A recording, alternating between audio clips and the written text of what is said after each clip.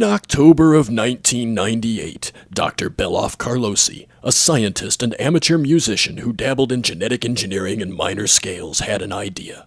And like so many others before him, he pursued that idea. Applying the same meticulous care and attention to detail that he devoted to his scientific endeavors, he set out to create a band. And this is only partially figurative.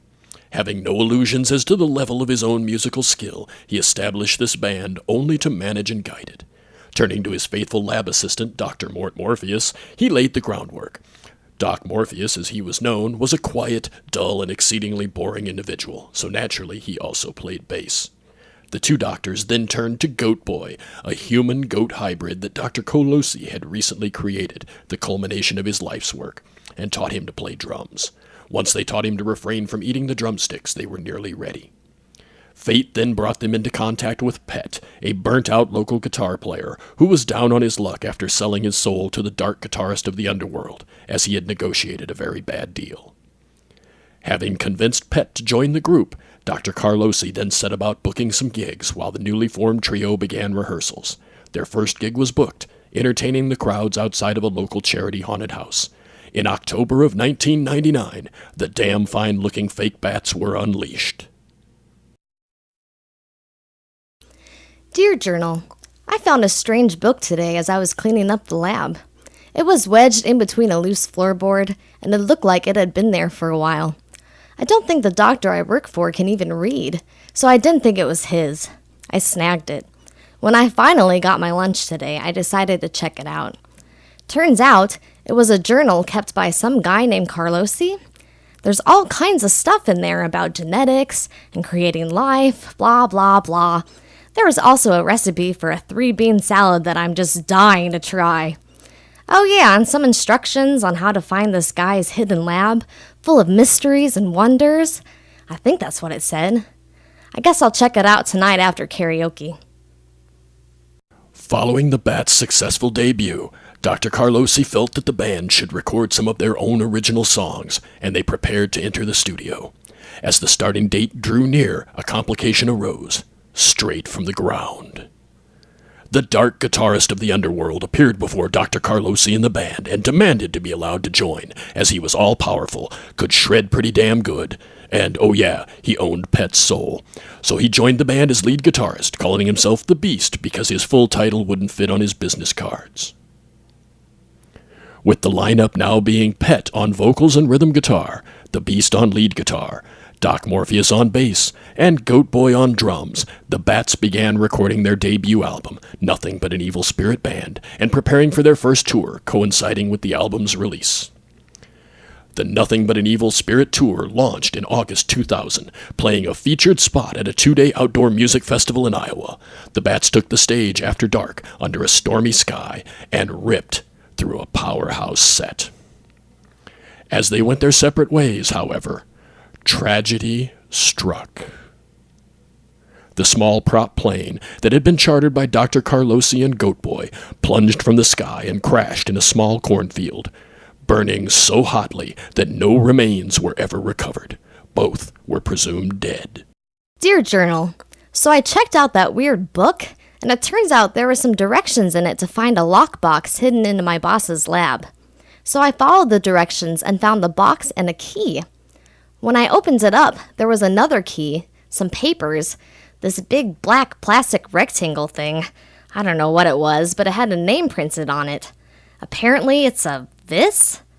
So, anyway, the bagger down at Whole Foods told me it had videos on it, but I didn't believe him because there was no way that would ever fit into my iPad. But he took it and then emailed me some videos, so he must have been right. They are videos of a band, you know, a bunch of creepy monster-type guys playing music. Some really good stuff, too. And there's this guy with a weird accent narrating all over it, like some rip-off Morgan Freeman. He's talking about how the experiment is progressing, something about the human-goat hybrid holding up really well, suggestions for changing the formula next time. Pretty bizarre stuff. The loss of their creator/manager, and to a lesser degree, their drummer, shook the band to its very foundation.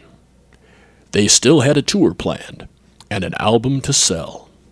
As Pet, the Beast, and Doc Morpheus strolled through the moors of Council Bluffs, the answer came to them. It came in the form of Fleabag, a low-down, dirty, backstabbing, egg-sucking dog of a werewolf. He was also a drummer. He joined the Bats, and after some intense rehearsals, the tour continued. Immediately after the tour closed in October, the new lineup entered the studio and began working on a follow-up album. The band worked on material with a planned album release in October of 2001, but tragedy would strike the Bats yet again, following another high point in the band's history. The Bats had just released the EP, Bad Out of Tune, as a preview for the album to come. Shortly after the release of this 4-song CD, Doc Morpheus passed away. The Bats were a trio once again facing a tour in mere months. Things looked dire. Dear Journal, I watched all those weird videos and even played my keyboard along with some of them. Sounded pretty good. Oh yeah, and I read some more of the book, and I figured out what this guy was doing. He was like a mad scientist or something, and he figured out the whole secret of life thing, like Frankenstein, you know?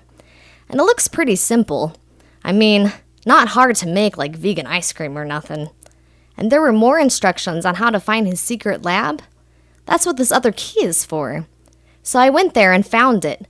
It's this deep underground lab, like in the old monster movies. But when I got there, there was something else down there too. It started talking to me in the dark.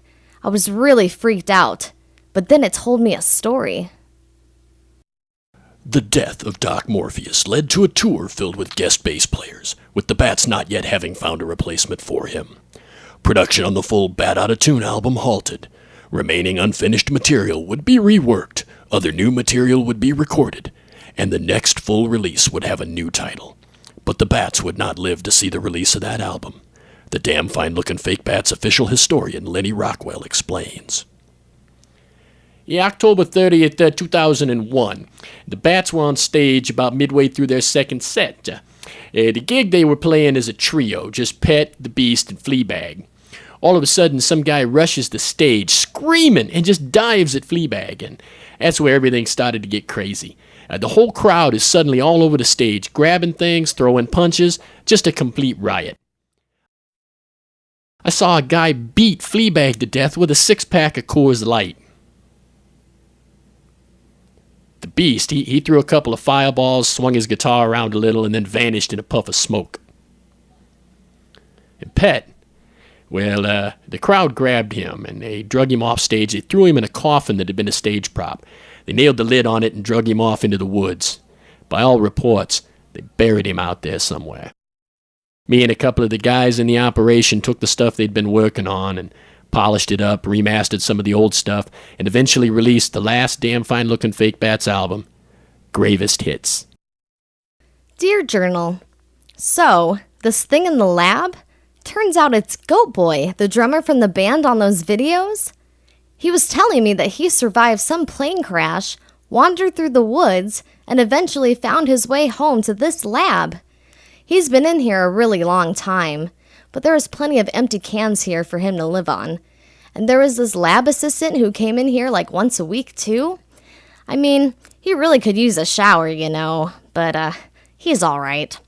So here's what I thought of. I'm gonna bring back the damn fine-looking fake bats. I've got Goat Boy. I just need to find Pet's body and then use this scientific mumbo-jumbo in this corpse cookbook to bring him back. And then, well, I'll figure it out then.